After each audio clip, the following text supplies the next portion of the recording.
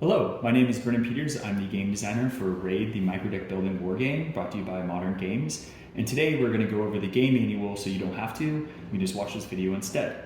And to start, there's two different packages. There's the Midgard deck and the expansion Asgard deck.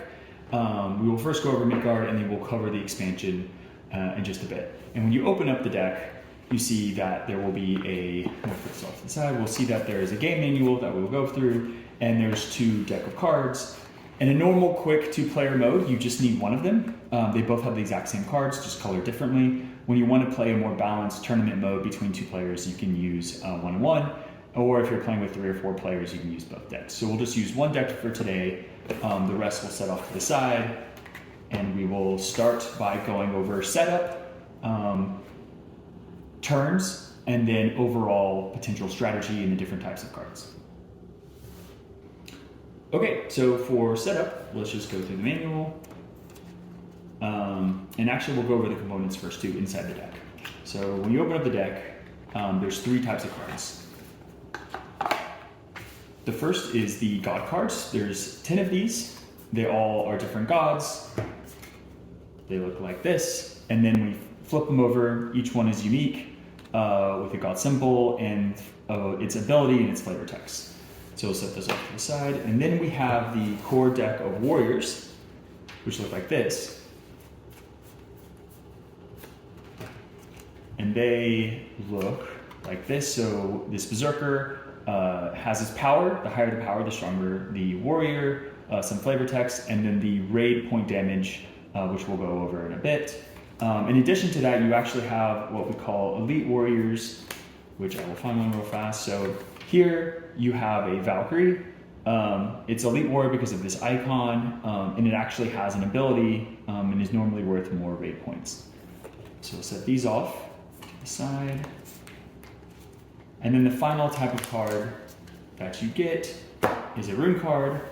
There's an equal amount of these to be split between players. So there's the Weldmere, there's the Oarsman, and a Ragnarok.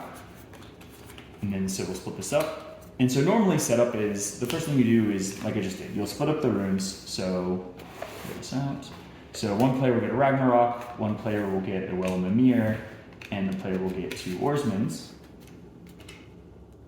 Same with this side. Boom, boom, boom. And then the god cards, you randomly shuffle between the gods. So just give this a quick shuffle. And this is something that you will keep face down, so and don't show the other player, but you can look at it. So give the other player one, give myself one, and then just put these off to the side. And then for warriors, shuffle all the warriors. So I'll give this a quick shuffle. And then you're gonna give each player 6 cards to start. And that is their starting hand to begin the game. So we'll go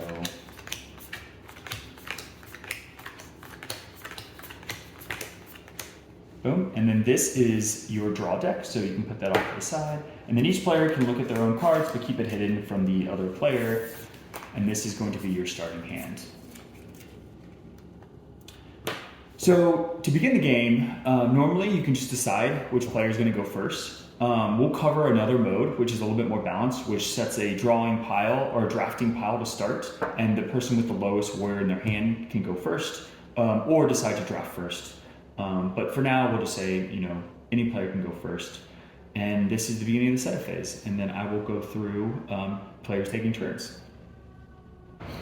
Okay, so now that we've set up the game, the objective is to score and send the most warriors to the other player's village, raid their village.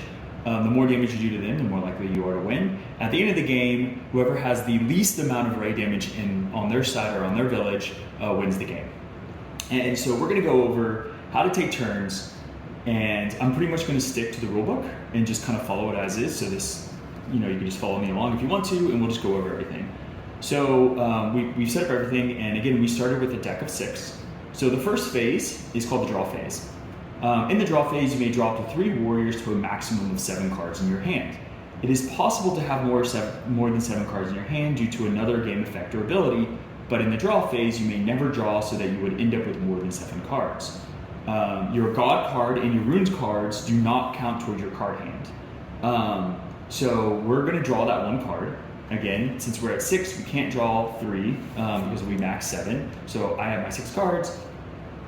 You take the top of the deck and you draw that, and now I have 7 cards. And that's pretty much the draw phase. Pretty simple. An example would be if I had, if I didn't have these cards and I just had these 4 cards, I could actually draw up to 7. So that's, I'll do 1, 2, 3, and that's the max. But let's say I had 3 cards. I can only draw 3, which means I would be lower than the 7 card max because I can only draw 3 at a time. So I'd go 1, 2, 3, and now I'd just be left with a 6 card hand, and that's fine. So you have to be careful about how many warriors you put in play to make sure that you can always have a consistently full hand. And so now let's move to, I'm gonna put these cards back, give myself 1 card. We will move into the next phase, so that was the draw phase. We'll go to the build phase. So in the build phase, you may play any number of warriors from your hand to form longboats, and usually form longboats in front of each other. So I'll play my longboats here. Longboats are a set of 1 to 4 warriors. You can start a new longboat by playing a single warrior in front of you. If a longboat has less than 4 warriors, it is considered open. And also, you can add warriors from your hand to any open longboat. You cannot add warriors to a longboat that has 4 warriors because it is considered full. So that demonstration is, this would be an open longboat. In general, I can only have 3 longboats. So in this case, that's considered 3 open longboats, which means I can add other warriors onto those things. So I can do this, that's totally fine. But if I have 4 on a boat, I can't add any more warriors to that one. Also, again, if I have 3 longboats, I can't add a 4th longboat. You can only have 3 max at a time. So during your build phase, you will be building out the longboats to best suit your strategy and the cards that you have versus the longboats they have, which we will cover in a second. So after you do the longboats, once a warrior is placed on a longboat, it cannot be moved to another longboat or picked back up and placed in your hand unless the card ability allows it. When warriors are killed, they go to Valhalla, the shared discard pile. So let's cover that. So if I have a small longboat like that, and I place another card here, I can't move this card to that card. Once a warrior's on the longboat, think about that, it's already out at sea, it's already battling, it can't switch boats. In addition, I can't pick a card back up and put it in my hand unless there's an ability that gets played or triggered that allows that to happen. And then what we said is when a warrior dies, which we'll cover in combat, you discard it to Valhalla, which is the discard deck, which is right off to the side. So all warriors go to Valhalla when they die. Or they will be sent to the raid damage if you want to send them. So, like I said, you can create more than 1 longboat per turn. However, you cannot have more than 3 longboats at a time, which I covered. Each warrior has a power value ranging from 10 the highest to 1 the lowest. Warriors on a longboat are always organized vertically from highest to lowest. The highest warrior is considered to be in the 1st position, the lowest warrior to be in the 4th position. When building longboats, the goal is to ensure they are powerful, but they can also attack. So, in this idea, the idea is that you always have to put your longboats in descending order. So that is fair, that works. But if I were to add, let's say this 10, I can't just add it here, I would have to place it on top of it. And that will ensure how we do combat, how everything plays out. And so we'll now talk about, in the next phase, after building, we're going to talk about attacking. And how to construct specific longboats to do specific things. Okay, now that we've covered the first 2 phases of drawing cards and building longboats, we will now talk about how to attack. So in attacking, you can do multiple things. It's all based on the construction of your boat. So we'll actually go over what does it mean to construct a boat that can attack. So in the attack phase, you may attack with any of your longboats that are able. A longboat is able to attack if one or more of the following is true. One, the longboat is full, as it has 4 warriors. So this longboat is full, so it can attack. The other is it contains a special combination of warriors, or it has an oarsman. And so we'll cover those two in a second. A longboat containing 4 warriors may attack once. So in attacking, again, we'll cover that, but basically I'll just say if I have a warrior here, this just can attack that once. If there is no warrior, an attack also means that it can raid. So the difference is the same, and you can't raid other than certain circumstances. As long as there are boats here, you have to attack the other player's longboats before you can raid. So, however, longboat may be able to attack sometimes more than once based on the combinations. So let's go over different combinations. So the first combination is called double. That is 2 warriors of the same name, like a Husklar, a Valkyrie, Berserker, whichever. A longboat with a double may attack once, whether it has 4 warriors or not. So in this case, let's just make a new hand. I'm going to grab some cards on the top and just kind of construct a warrior that can attack. So this is a double because it has 2 axe throwers. So again, it's not 4 warriors, but it can attack. So this guy can either attack a longboat if there was one, or can send 1 warrior to raid damage if it can. So next is a double-double. That's 2 doubles on the same boat. A longboat with a double-double can attack 3 times in the same turn. So if I had a 10, and then let's say I had 2 6s, like this longboat can actually attack 3 times. So and the way attacks work is you can choose, again, which boats you want to attack, or you can attack 3 times. So in this case, there's no longboats. I can send 3 warriors to raid damage, or if there were longboats, I can attack, up to 3. I can do attack 2 and send a raid damage, or I can attack if there's only 1, and then send 2 to raid damage. The next combination is a triple. So 3 warriors of the same name, a longboat with triple may attack 2 times in the same turn, whether or not it has 3 warriors. So let's say I had 3 6s instead. So this can now attack 2 times. So again, same deal as before, it can attack twice. And then a quad is the same as a double-double. So if I had, let's see if I have another 6 in here. Yep. So a 6, it's the same as a double-double. You can attack 3 times with the quad pair, just like that. And then we have what's called a raiding party. A raiding party is when all the warriors are of the same clan, and you have to have a full boat for this to work. So let's say I had these 2 1s and a 5 and a 6. This can attack once because it's 4 warriors, or it's a double. It's fine. And this thing is allowed to skip.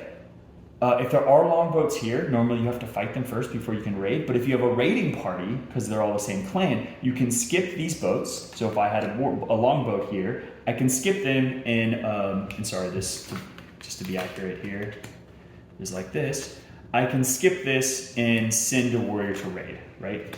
So let's assume, and if I had, let's say, a double-double, which allows 3 attacks. Sorry for that. So if I had a 6, and 2 1s, this is a double-double. Remember, that allows you to attack 3 times, but it's also a raiding party, which means I could skip this boat, or any boats that were here, and send 3 directly to the raid damage. So that's a really powerful combination that allows you to attack and skip raiding. So let's go over, we're going to go over oarsmen in a bit when we cover runes, but that is also another way for you to attack. So let's now go over how you actually attack and what that results in. So when attacking, you must attack your opponent's longboats first if they have any. If your opponent has no longboats, your attacks will raid their village instead. When attacking multiple times with a single longboat, you may choose the same or different longboats for each attack. You do not need to resolve all the longboat's attacks before attacking with another. If you still have 1 or more attacks remaining on your turn after destroying your opponent's longboat, you may use these to raid. What that basically means is, let's say I have a lot of 6s. So let's say I have 2 longboats. This guy has 3 attacks, and this guy has 1 attack. I could attack once, and let's just put another card. I can attack this once here. So let's say, take this out. I can then attack with this and then go back to resolving this 2 more times, right? So you can mix. You don't have to finish when attacking with one boat. You don't have to do all of its attacks all at once. You can switch them out as long as just the number of attacks is the same that you can do. So when one of your longboats attacks an opponent's longboat, each warrior on the attacking longboat will fight warriors in the corresponding position of the defending longboat. The warriors with the highest power on each longboat will fight, then the warriors on the second most power, and so on and so on. So let's kind of cover what that means. When 2 warriors fight, compare their power values. The warrior with the lowest power dies. If there's a tie, both warriors are killed. Any killed warriors go to Valhalla, which is a discard deck. So what that basically means is, let's say I have, and we're gonna construct kind of some new boats here just to demonstrate. So let's say I have a 6, a 4, and 2 1s on this side. And let's say I have a 6, a 5, and actually I'm gonna switch these up. I'm just say these guys have 6, 5, and a 1, and 2 1s, and this has 3 6s and a 4. So did you actually do a 5? So we can show a 10. 6, 5, for 2. Oh, sorry, one needs the wind. 6, 4, yeah, do something like this. 7. There we go. So we'll do a 7, 5, 4, and a 3. Okay, so this longboat is going to attack once to this longboat. And so how it works is you compare. So the 7 fights the 6, the 5 fights the 5, the 4 fights the 1, and the 3 fights the 1. So the 7 is going to beat the 6, so this warrior goes to Valhalla.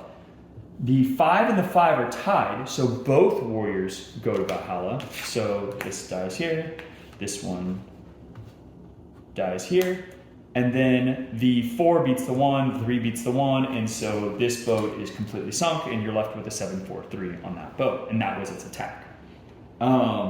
In a case in which if you attack, you can also have supporting warriors. So what that means is, let's say this boat was just a, let's reverse the case for a second. So let's say the boat had a 7, 4, 3, and my boat was a, let's call it a 5, let's do a 5, 5, 1, 1. Actually, sorry, let's make it a bit better. Let's do a 6, 5, 5, 1. So in this case, we have, actually, let's do a better card than that one. Do I have a better card? Okay, a 2. That's better. Okay. So in this case, this boat can attack. This boat only has 3. So supporting warriors are when you do the matchup. So this 6 will fight the 7. Normally this 6 will lose, right? But because there's one extra warrior that's not fighting, because this boat has 3 and this one has 4, the 2 can actually support any number of warriors here. So we're going to say that this 2 actually supports the 6. So now it's an 8 fighting a 7, which kills the 7. It's a 5 fighting the 4, which kills the 4. And the 5 fighting a 3, which kills the 3. And so this boat is left over because it has a supporting warrior. And that can happen for a number of warriors. So again, let's say that I just have, this 7, 4, 3. And let's say I just had, and let's say it actually was a 7, 4, and I had something like this. And this boat can attack because it has a double. And so this one fights, again, this 5 can support this 6, and then this 5 would beat this 4, and so this boat would die as well. So that's how you do supporting warriors. You can also have 2 boats attack 1 boat if they both can attack.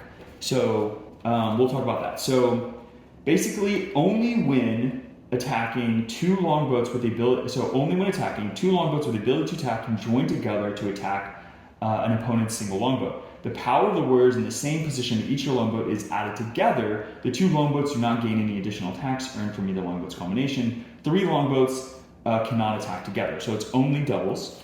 So in this case, let's say this guy had a pretty difficult boat. So let's say this player's boat was a 10-10-7-4, right, which is pretty strong. And let's say this is a 6-6-5-2.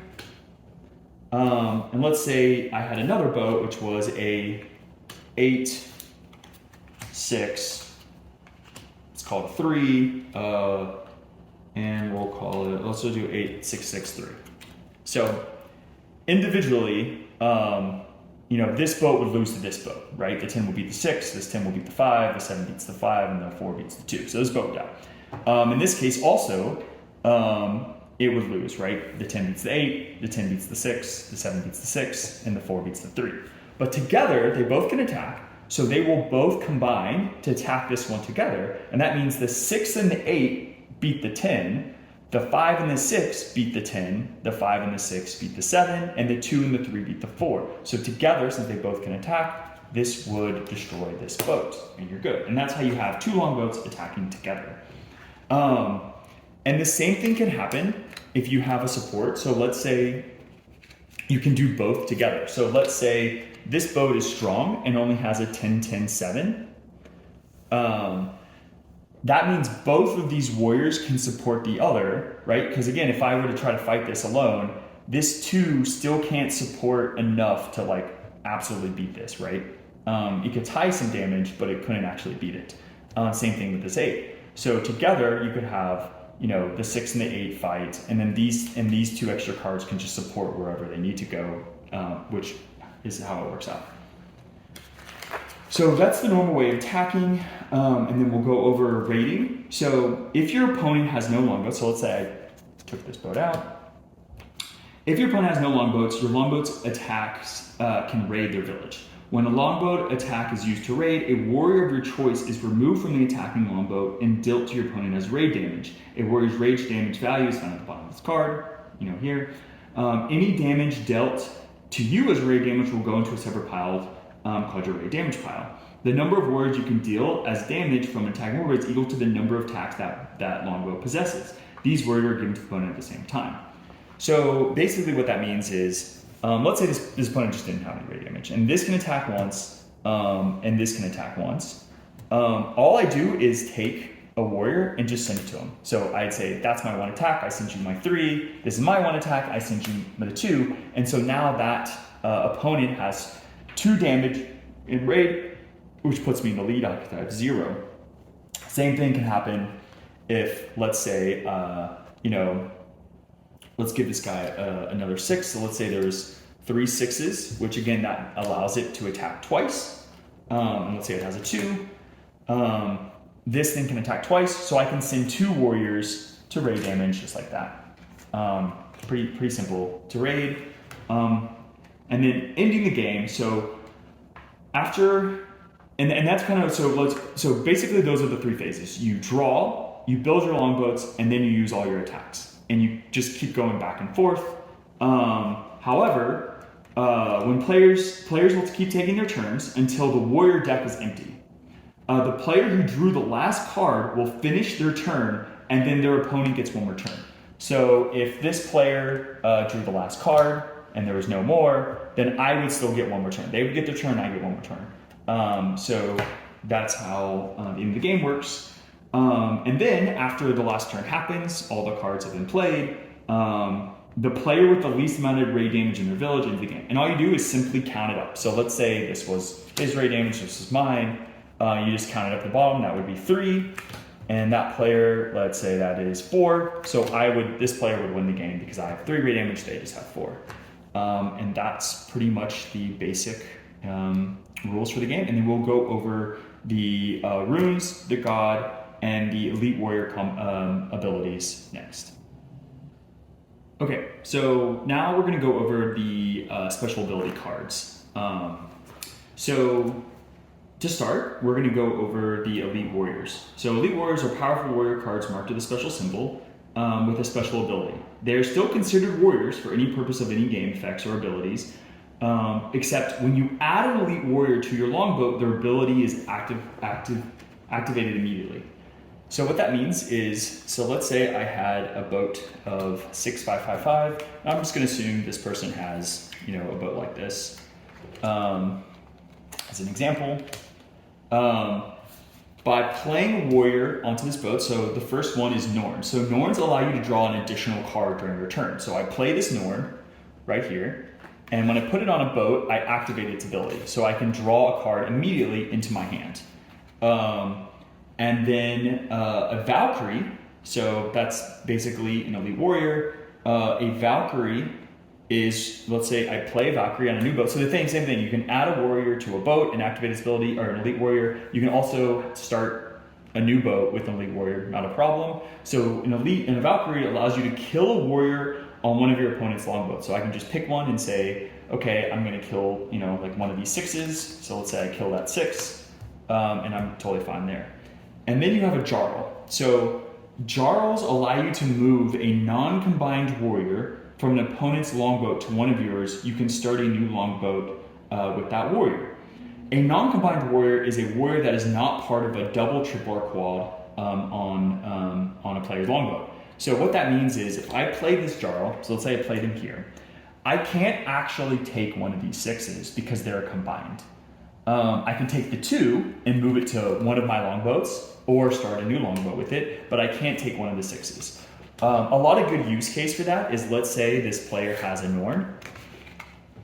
I probably want to steal that Norn. So when you actually also steal one of these cards, you don't activate its ability because it's not coming from your hand. So if I steal a Norn, I don't actually activate its ability. I just get to add it to either one of my boats or start a new boat with it.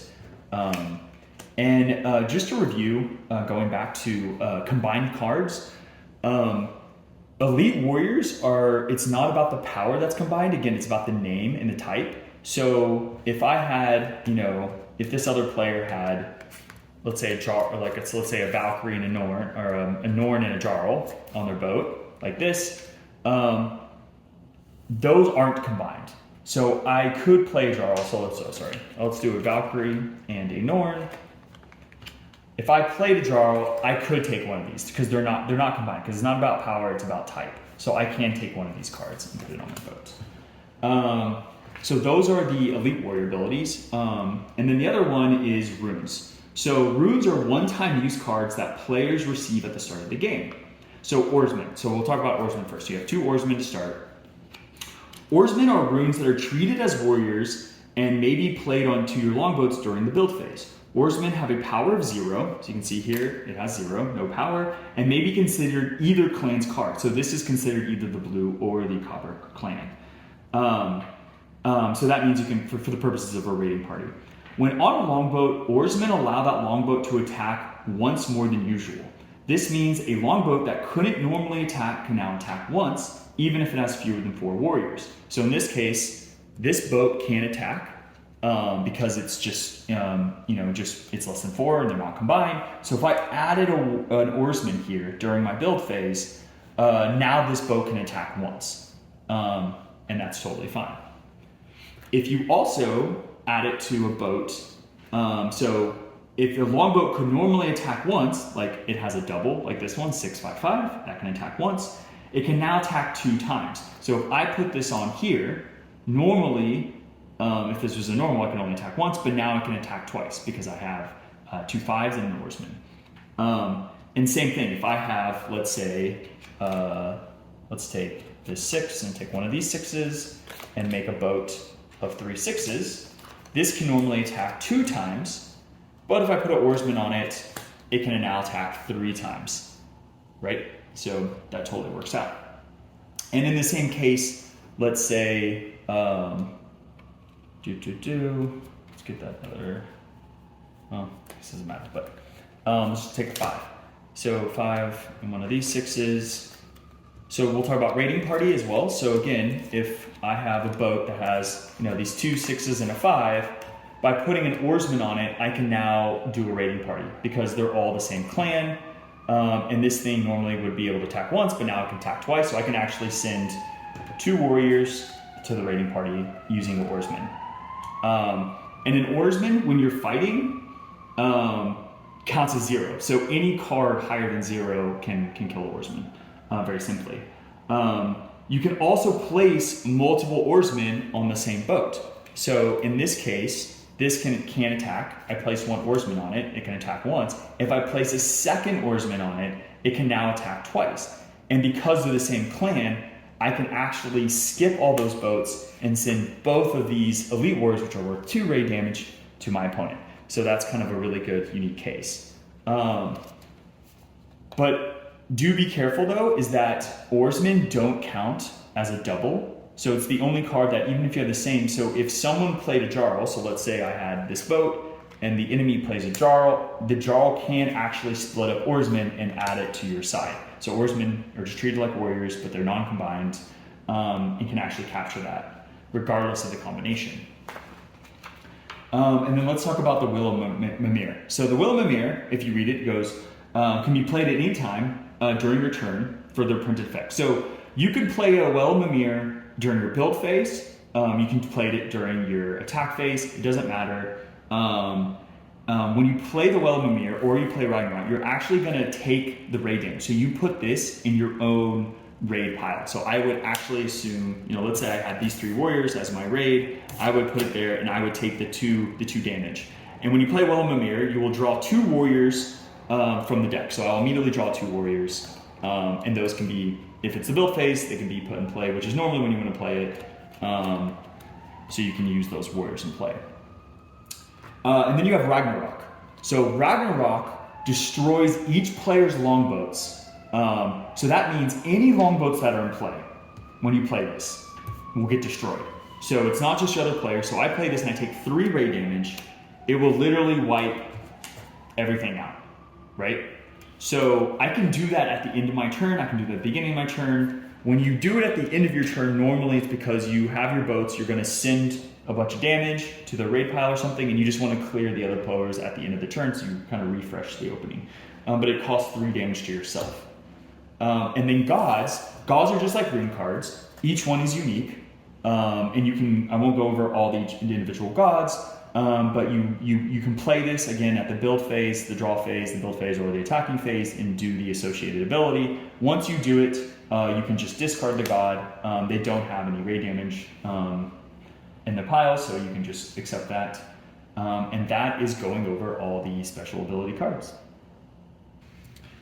Okay, so now we've gone over the basics of playing. We're going to go over the sort of optional rules. And the first one is using the opening draft when you begin instead of just randomly choosing a player to go first. And I think this is the more balanced version and probably the normal way most people like to play. So after you set up the game, given every player the 6 cards, the next thing you're going to do is set up a draft of 6. So you're going to put 6 here, open, and then each player is going to throw down their lowest card, and they have to show it. So I put down a 1, which is my lowest power.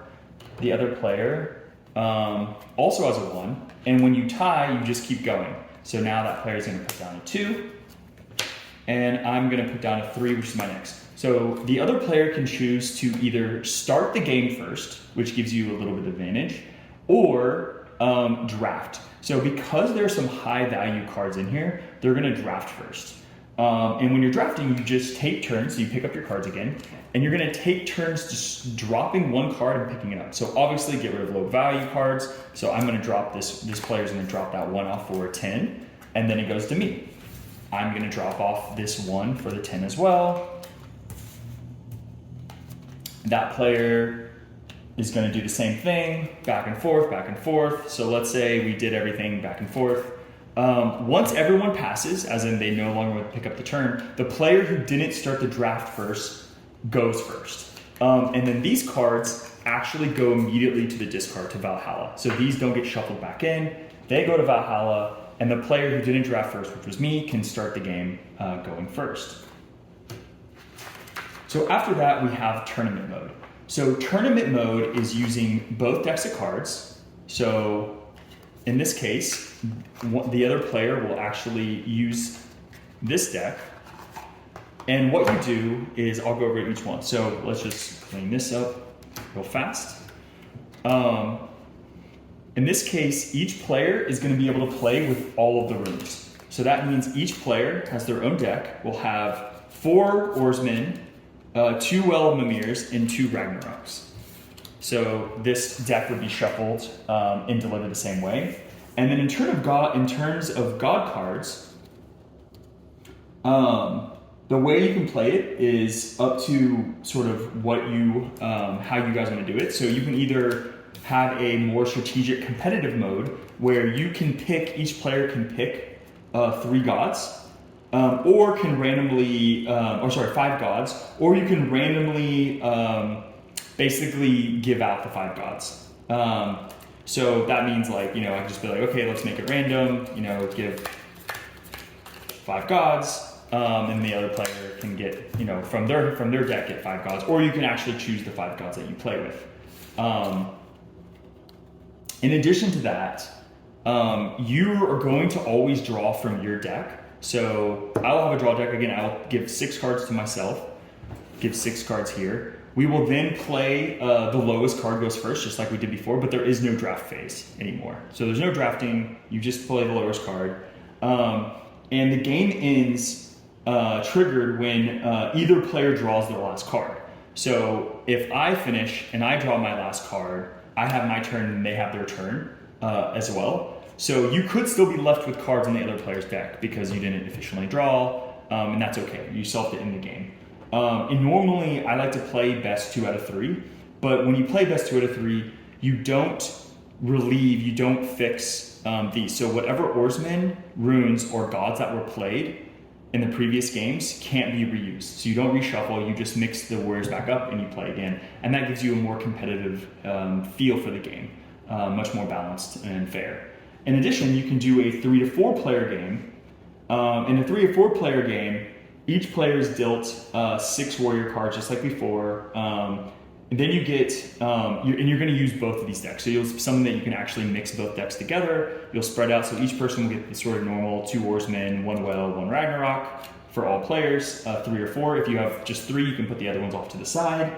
And in this variant, you can only attack the player to your left.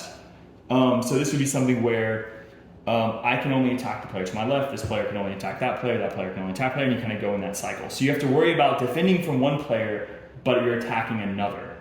And when you play a Ragnarok, you're going to be clearing everyone's cards. So any Ragnarok in play will actually clear all longboats, and that's additional.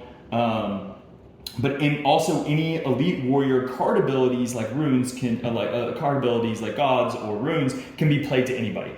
So you don't have to just attack to the left. You can only attack your longbows to the left, but you can attack anybody. And then you have a 2 versus 2 cooperative mode. That's basically that you share a village together.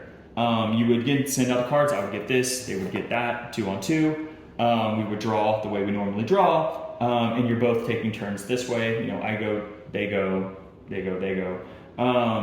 But you're just sharing the same raid damage, and you can attack which player you want to. And that's basically the different variants for the game. For at least the Midgard. So next we'll go over the Asgard deck and the changes we made there. Okay, now that we've gone over Midgard, we're going to go over the additions and the expansion of Asgard. So in Asgard, and we'll follow the rulebook, you get a couple new cards, and plus you get the Fate dice, which is a really more fun way to play 3 and 4 players, and it's a really cool dice. So set this off to the side. Open this up, and again, the same cards, except now we have a couple new cards.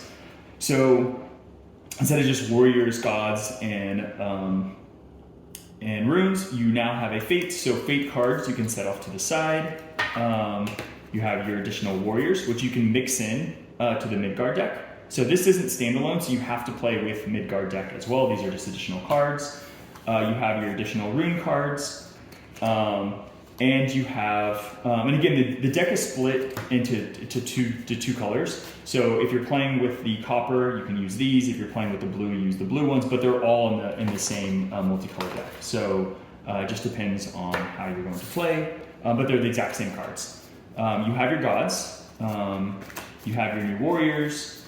And so how we play is the same rules as before. And I'll just go over what you do additionally. So when you set up, the additional thing when you're playing with the Asgard deck is you give each player a Gleipnir. So Gleipnir is the new rune card. So each player will get a Gleipnir. And in Gleipnir is your opponent, when you play it, your opponent skips the build and attack phases of their next turn. And you put this card in your radium. So it's 2 damage to yourself, but you allow them to skip. So they'll be able to draw, but they can't build or attack.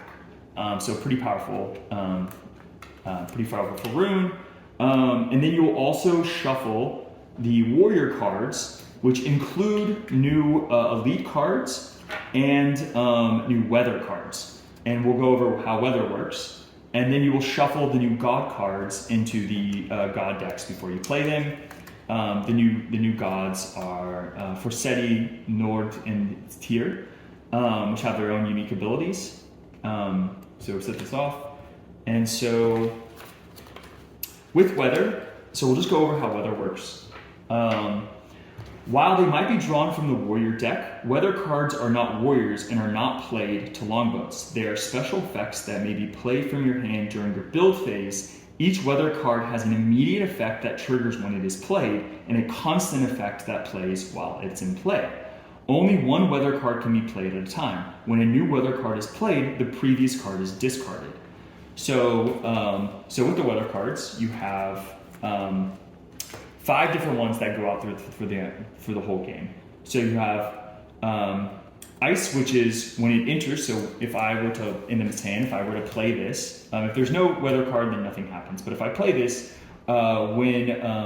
basically, when this enters play, remove all oarsmen from longboats from the game, including your own. So that just removes all oarsmen. And its constant effect is players may not use the raiding party ability to raid. So any raiding parties don't exist while this is in play. There's basically icebergs in the water. The next one is Soul. So if I played Soul, I would replace this card. So Soul is when this enters play, any warriors in 4th position on all players' longboats are killed. So basically, any longboats with 4 warriors, the 4th one is always killed. Players cannot add a 4th warrior to all longboats. So basically, you cannot play with a full longboat anymore. The sun is hot. You have dehydrated warriors. When I play Idgar, so this is when you play it. When this enters play, destroy all longboats containing only 1 warrior. That warrior goes to Valhalla. So it's a big tidal wave, and it just washes out those one-player longboats. And then while it's in play, all longboats may now attack, even if they normally could not. So this means now longboats that don't have 4 warriors or don't have combinations can now attack regardless. And then there is Strymir. When this enters plays, shuffle all longboats into the warrior deck. The oarsmen return to their owner. So it's kind of like a Ragnarok where it removes all longboats, but the longboats don't go into Valhalla, they go into the warrior deck themselves. And oarsmen that are on play will go back to the original owners. And then while it's in play, the number of attacks granted by combinations and oarsmen is reduced by 1. So that means you can't get quads or triples, and doubles just go back to singles. In addition to this, and then you have the last one, which is when it enters play, place the previous weather card into your hand instead of discarding it. So let's say this was in play. If I use this one, I can actually pick it back up, and this one's in play. And then later in the game, I can play this and it will remove this. And then once you've sort of played in the last warrior, once you play all these weather cards, this one will stay throughout the entire game. So being able to time when to use the clear is pretty important. And so that's how weather cards happen. In addition, when you're playing 2-player variant, and you use the other deck colors weather cards, you basically swap them all out. So you'll have, instead of just 5, you'll have 10 weather cards that can be in play. And so in addition to that, we have the new player variant with the Fate runes.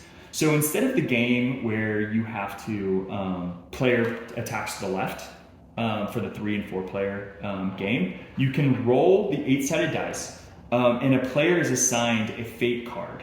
So at the beginning of the game, when you're playing 3 or 4 players, you will roll the dice, each player will roll the dice, and grab that corresponding fate card. So in this case, I have this one, this one, so that will be my fate card. And then this player rolls, and they got this one.